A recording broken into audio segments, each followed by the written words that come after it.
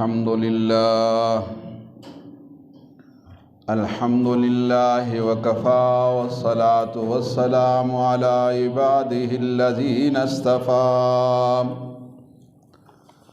خصوصا على سيد الرسل وخاتم الأنبياء وعلى آله وأصحابه وأزواجه وإترته المجتبى.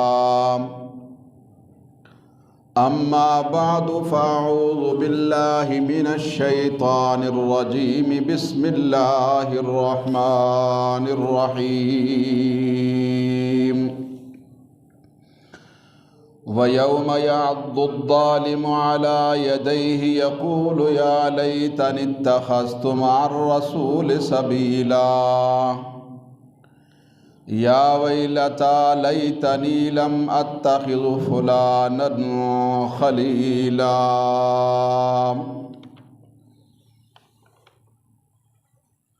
وقال الله عز وجل في مقام آخر أيحب أحدكم أن يأكل لحم أخيه ميتا فكرهتموه صدق الله العظيم. قال النبي صلى الله عليه وسلم المسلم من سلم المسلمون من لسانه ويده. وقال النبي صلى الله عليه وسلم النجاة فقال أملك عليك لسانك وليسعك بيتك وابك على خطيئتك صدق رسوله النبي الصادق الأمين. اللهم صل على محمد وعلى آل محمد كما صليت على إبراهيم وعلى آل إبراهيم إنك حميد مجيد. اللهم بارك على محمد وعلى آل محمد كما باركت على إبراهيم وعلى آل إبراهيم إنك حميد مجيد. انتہائی قابل احترام بزرگوں، دوستوں، بھائیوں، آج کی نشست کا موضوع ہے دنیا اور آخرت میں نجات کا سبب. نبی کریم صلی اللہ علیہ وسلم کی 3 ایسی نصیحتیں جو دنیا اور آخرت میں نجات کا سبب ہیں.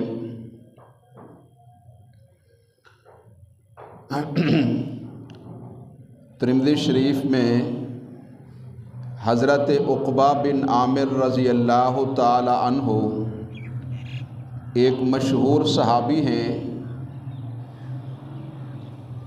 ان سے یہ روایت ہے کہ انہوں نے ایک مرتبہ نبی کریم صلی اللہ علیہ وسلم سے یہ سوال کیا، دریافت کیا.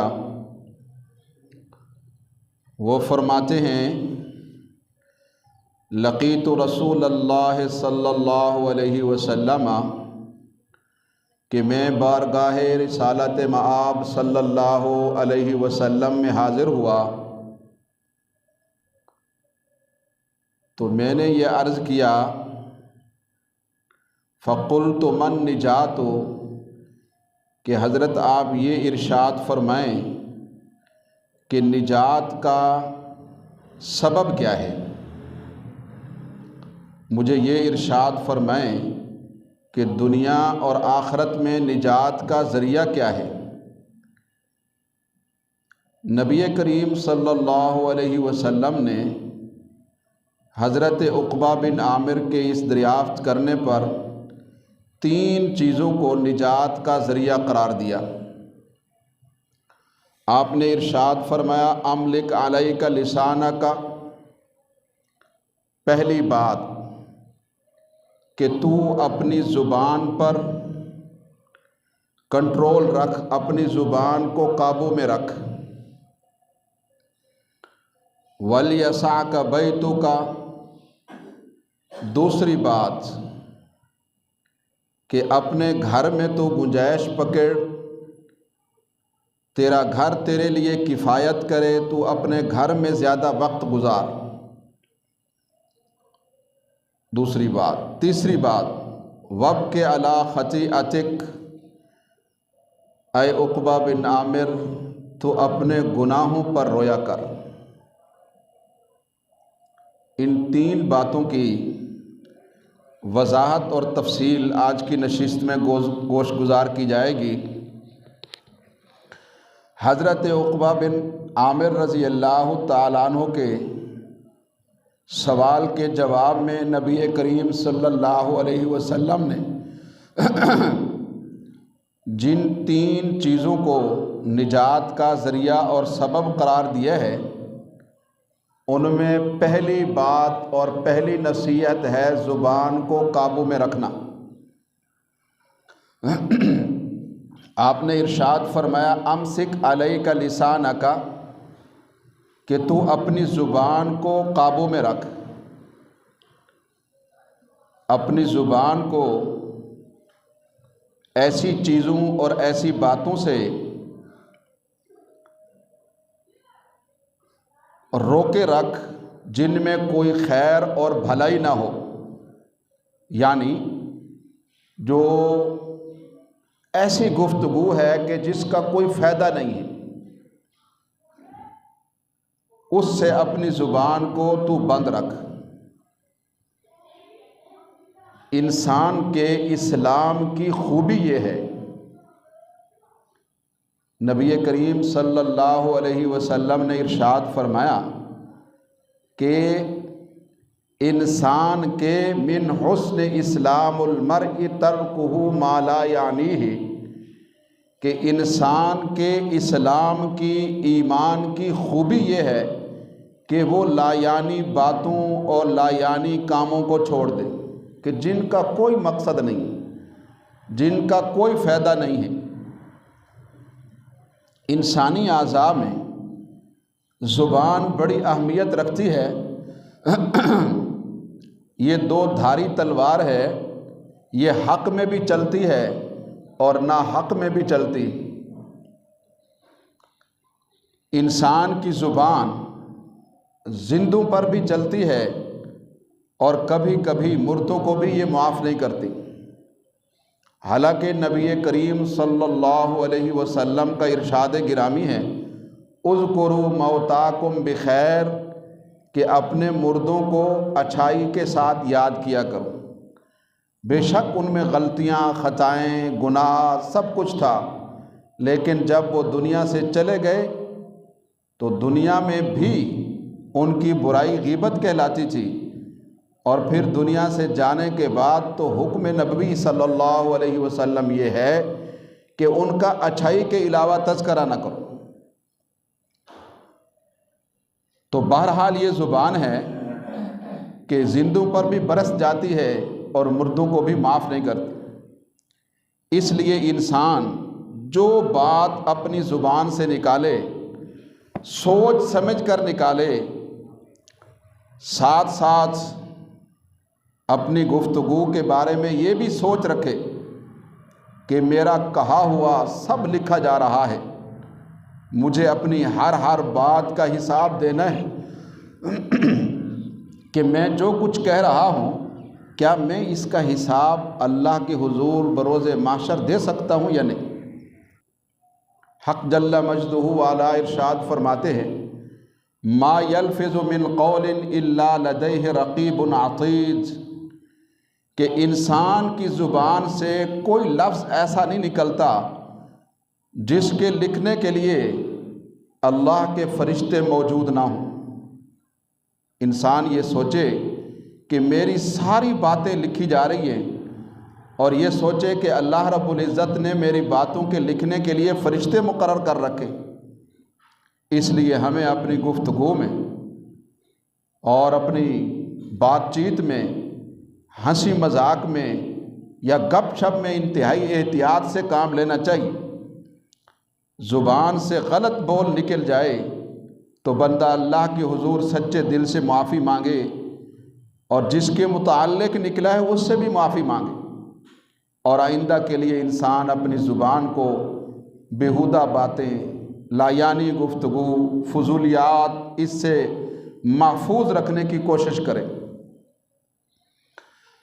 امام احمد بن حنبل رحمۃ اللہ تعالی علیہ اپنے وقت کے فقیہ، محدث تھے اور بڑے عالم تھے۔ دین اسلام پر ان کی استقامت بے مثل اور بے مثال تھی۔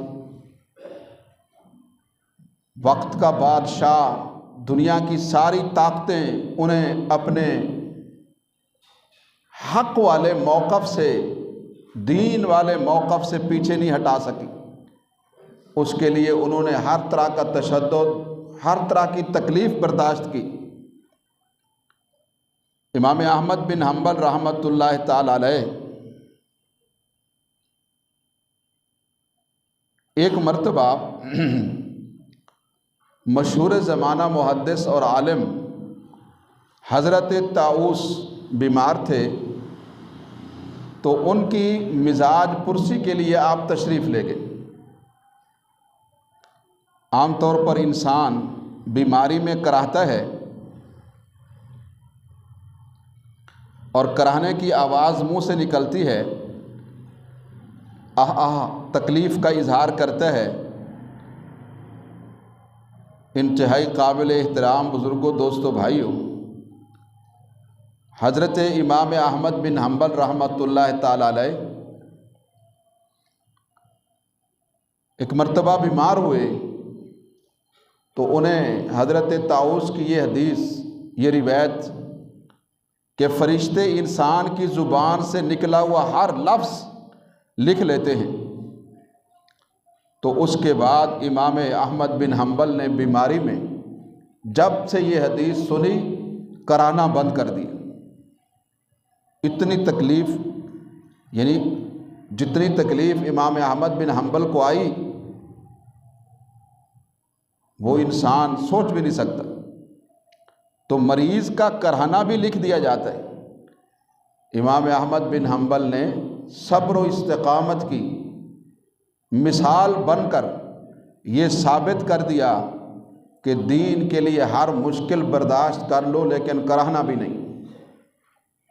بہت تکلیفیں آپ نے دیکھی، تو یہ یعنی معمولی سا کرہنا جو انسان کو تکلیف، چوٹ لگتی ہے، بخار ہوتا ہے، لیکن اس میں بھی فرمایا کرہنا نہیں، ورنہ وہ بھی لکھ لیا جاتا ہے۔ مرض کی وجہ سے یہ حضرات آپ دیکھ لیں اپنی زبان کے معاملے میں کتنی احتیاط کرتے تھے کہ جائز باتیں بھی اپنی زبان سے بلا ضرورت نہیں نکالتے تھے۔ یہ اس لیے انہوں نے ختم کیا کہ کہیں اس پر قیامت میں پوچھ گچھ نہ ہو۔ سچی بات یہ ہے کہ فسادات کا، دنگے کا، لڑائی کا بڑا ذریعہ زبان کا بے دریغ استعمال ہے۔ فساد کا یہ بڑا سبب ہے۔ اگر آپ تدبر فرمائیں تو اکثر لڑائی جھگڑوں، فسادات کی بنیاد اور سبب انسان کی بے احتیاط، غیر محتاط، بے باک زبان ہی نظر آتی ہے۔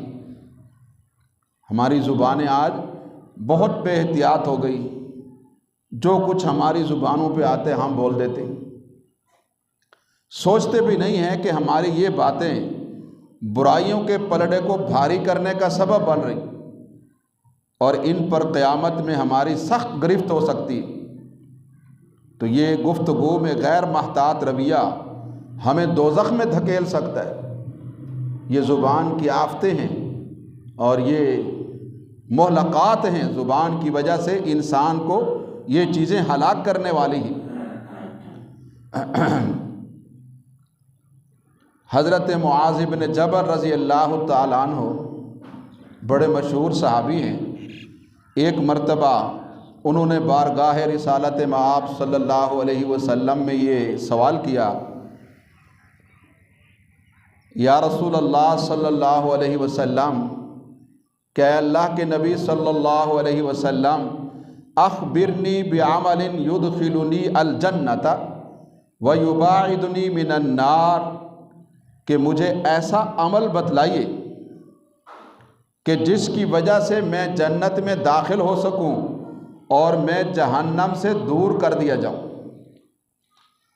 تو نبی کریم صلی اللہ علیہ وسلم نے انہیں عبادات بتلائیں کہ نماز کا اہتمام کرنا، زکوٰۃ ادا کرنا، حج کی طاقت ہو تو حج کرنا، شرک سے بچنا، اور ساتھ ساتھ کچھ نفلی عبادات بھی آپ نے ارشاد فرمائیں۔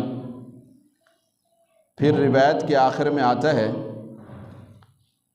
نبی کریم صلی اللہ علیہ وسلم نے فرمایا، الا اخبرک بملاک ذالک کلہ، کہ اے معاذ بن جبل، کیا تمہیں وہ چیز میں نہ بتلاؤں کہ جس کے اوپر پورے دین کا مدار ہے، جو پورے دین کا مکھن ہے، کریم ہے، یعنی جتنی بھی عبادات ہیں، نماز، روزہ، حج، زکوٰۃ، شرک سے بچنا، توحید پر کاربند رہنا، نفلی عبادات بجا لانا، ان سب کا مدار جس چیز پر ہے میں تمہیں وہ نہ بتلاؤں؟ انہوں نے کہا، اے نبی کریم صلی اللہ علیہ وسلم، مجھے ضرور ارشاد فرمائیں، ایسی بنیادی چیز سے آپ مجھے ضرور آگاہ فرمائیں۔ تو نبی کریم صلی اللہ علیہ وسلم نے اپنی زبان مبارک یوں پکڑی اور فرمایا، الا اخبرک بملاک ذالک کلہ، اے معاذ، میں تمہیں وہ چیز بتلا رہا ہوں جس پر دین کا مدار ہے، وہ ہے زبان۔ کف علیک، فرمایا کہ اس پر کنٹرول قائم رکھ، اس کو قابو میں رکھ، اس کو روکے رکھ۔ اگر یہ رکی ہوئی ہے تو تیری ساری عبادتیں تیرے لیے بروز محشر کارآمد ہیں۔ اگر تیری زبان غیر محتاط ہے اور بالکل کھلی ہوئی ہے، بے باک گفتگو ہے، اور فرمایا بے احتیاط تیری زبان ہے، تو پھر یاد رکھ کہ تیری ساری عبادتیں بے وزن ہیں، ان کی قیامت کے دن کوئی وقت نہیں ہوگی، جتنی کوئی چاہے باتیں کر لے۔ زبان کو کنٹرول میں رکھنا یہ بہت ضروری ہے کہ آپ جو کہہ رہے ہیں، یا کیا یہ کہنے کی جگہ میں کہہ رہے ہیں؟ ہر بات کا ایک فورم ہوتا ہے، اور جو کہہ رہے ہیں آیا یہ حقیقت بھی ہے کہ نہیں ہے، اس کے شواہد اور ثبوت ہیں بھی کہ نہیں ہیں، اور پھر یہ کہ آیا ہم اس بات کی گرفت کرنے والے ہیں، یا یہ اللہ کا معاملہ ہے، یا یہ عدالت کا معاملہ ہے۔ تو ہر پہلو سے انسان کو سوچنا چاہیے۔ تو حضرت معاذ بن جبل کہنے لگے کہ حضرت، کیا ہم قیامت میں زبان کی وجہ سے بھی پکڑے جائیں گے؟ یعنی اس کا بھی حساب کتاب ہوگا، بات چیت کا بھی کوئی حساب کتاب ہوگا۔ ہم تو یہ سمجھتے تھے کہ مال کا حساب ہوگا، عبادات کا حساب ہوگا، لیکن کیا ان کے ساتھ ساتھ اس کی بھی باز پرس ہوگی؟ آپ نے فرمایا، هل يكب الناس في النار على وجوههم الا حصائد السنتهم، لوگوں کو دوزخ میں ان کے منہ کے بل زیادہ تر ان کی زبان کی بے باکانہ باتیں ہی ڈلوائیں گی۔ جہنم میں زیادہ لوگ جو جائیں گے وہ اپنی زبان کی تراشیدہ باتوں کی وجہ سے جائیں گے۔ جہنم میں اوندھے منہ زیادہ تر زبان کی بے احتیاطیوں کی وجہ سے لوگ ڈالے جائیں گے، باقی عبادات اس کی بے وقت ہو جائیں گی، بے وزن ہو جائیں گی۔ تو اس حدیث مبارکہ کو، جناب سیدنا معاذ بن جبل رضی اللہ تعالیٰ عنہ کی روایت کو ہم سامنے رکھیں اور اپنے آپ کو دیکھیں کہ زبان سے سرزد ہونے والے بڑے بڑے گناہ آج ہمارے درمیان ایک طوفانی وبا کی طرح پھیل چکے ہیں، اور ان گناہوں سے بچنے والے لوگ بہت کم ہیں، القلیل کالمعدوم، نہ ہونے کے برابر۔ دیکھیے، سب سے زیادہ بولنے کی ضرورت اس دنیا میں کس کو تھی؟ انبیاء کو تھی،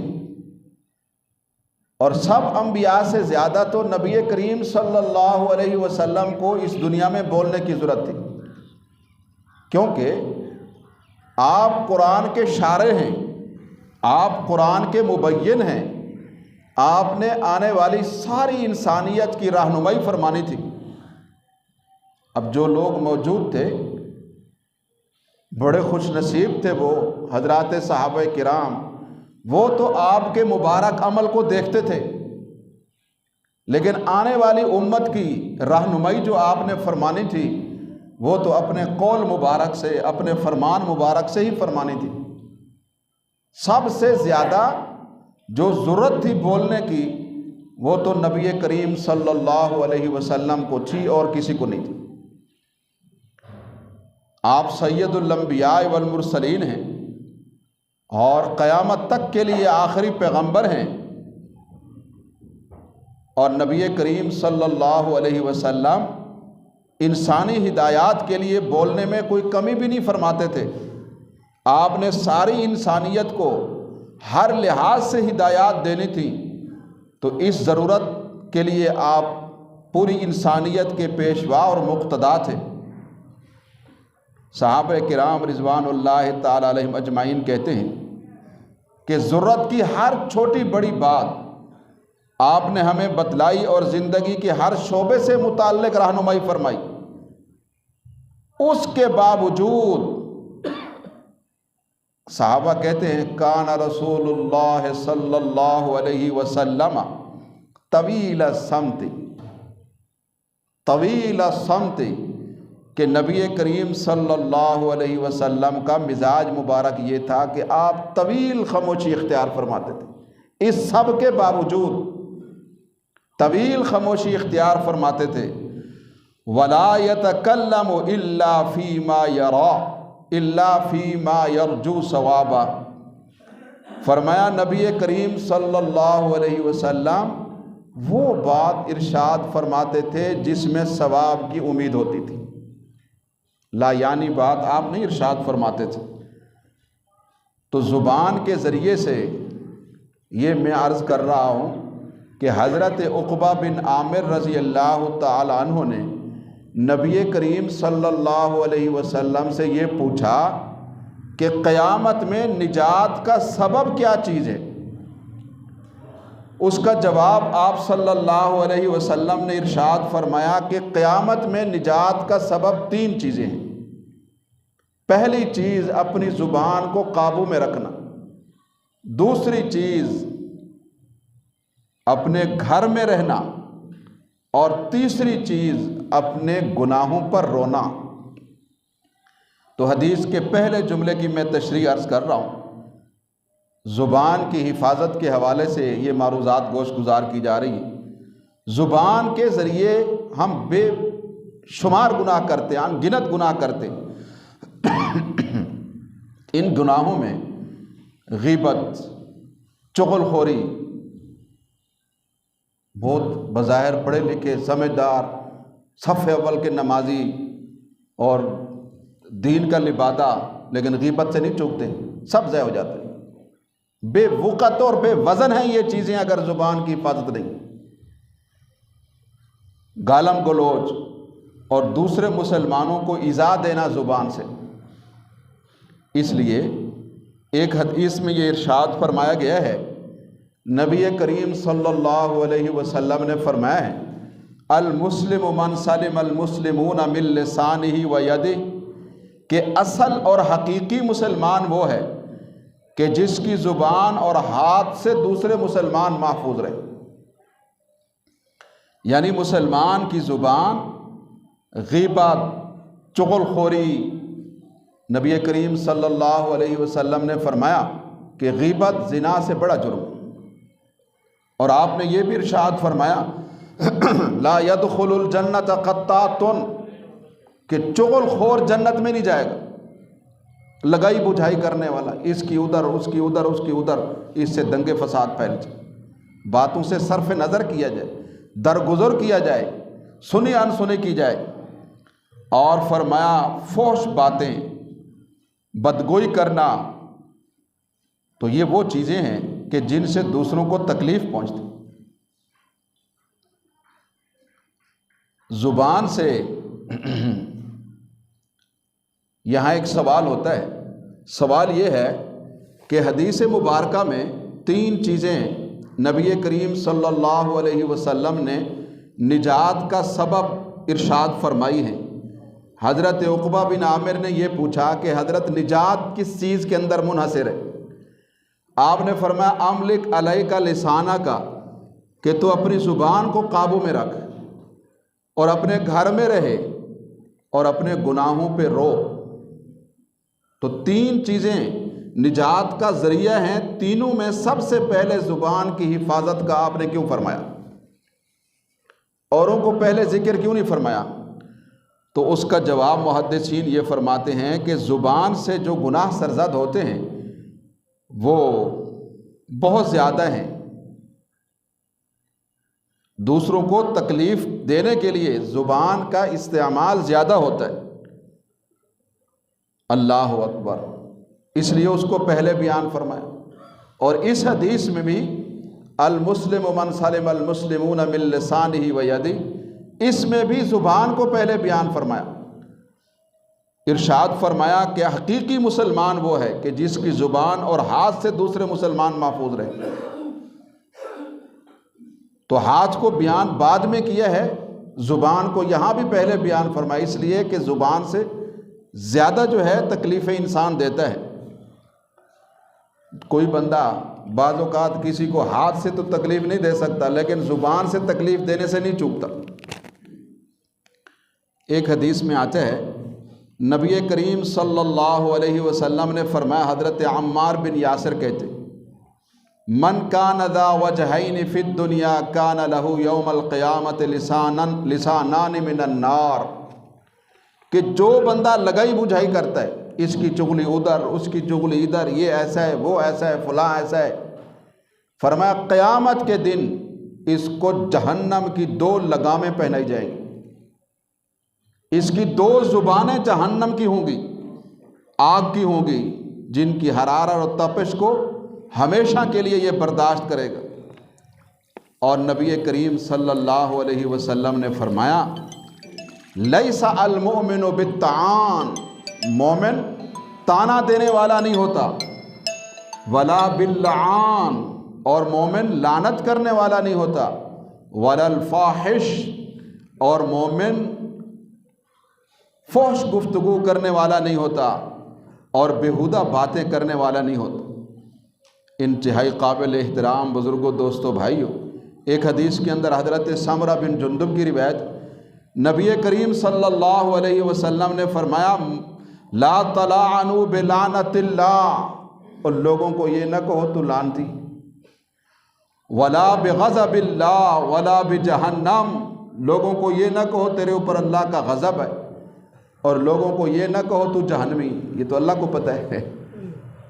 اللہ کسی کافر کو مسلمان مار دے وہ جنتی ہو جائے گا، کسی ایمان والے کو کافر مار دے، یہ حدیثوں میں آتا ہے، وہ جہنمی ہو جائے گا۔ یہ فیصلے اللہ کے، کوئی کسی کے لیے جنت جہنم کی تقسیم نہیں کر سکتا، یہ اللہ کو پتہ۔ انتہائی قابل احترام بزرگوں، دوستوں، بھائیوں، حضرت حسین رضی اللہ تعالیٰ عنہ کے بیٹے حضرت علی امام زین العابدین، وہ فرماتے ہیں، اپنے والد محترم سے روایت کرتے ہیں، وہ نبی کریم صلی اللہ علیہ وسلم سے روایت کرتے ہیں، فرمایا من حسن اسلام المرء ترکہ ما لا یعنی، نبی کریم صلی اللہ علیہ وسلم نے فرمایا انسان کے اسلام کی خوبی یہ ہے کہ وہ لا یعنی باتوں اور بیہودہ کاموں کو چھوڑ دے، کہ جن میں نہ کوئی دنیاوی نفع ہے نہ اخروی نفع ہے۔ تو زبان کی ہلاکتوں سے بچنا ضروری ہے، لیکن آپ دیکھیں ہماری ہر مجلس، ہر نشست، ہر بیٹھک غیبت سے بھری ہوتی ہے۔ دوسروں کی غیبت کر کے ہم اپنے اعمال ضائع کر رہے ہوتے ہیں اور گناہ کبیرہ کے مرتکب ہو رہے ہوتے ہیں۔ غیبت کے گناہ ہونے کا احساس وہ تو عموماً ہمارے دلوں سے رخصت ہوگی۔ اللہ ہمارے حال پر رحم فرمائے اور ہمیں دین کی اور حدیثوں کی، نبی علیہ السلام کے طرز عمل کی، صحابہ کی زندگی کی سمجھ نصیب فرمائے۔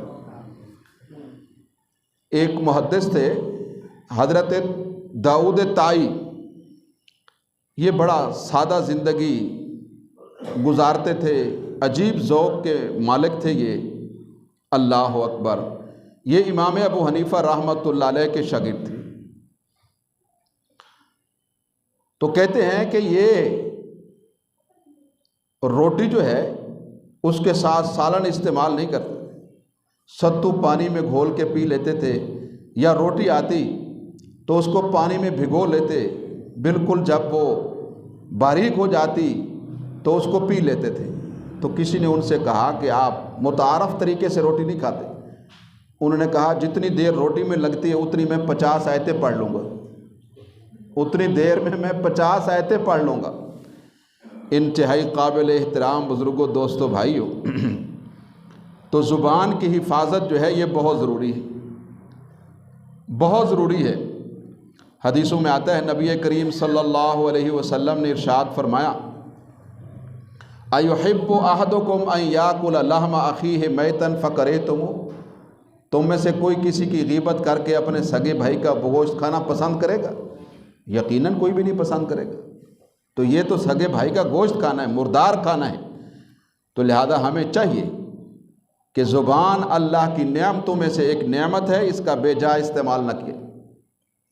ہر انسان اپنی زبان کو قابو میں رکھے، بلا ضرورت فضول گفتگو، گپ شپ سے اور بیہودہ کلام سے اپنے آپ کو بچائے۔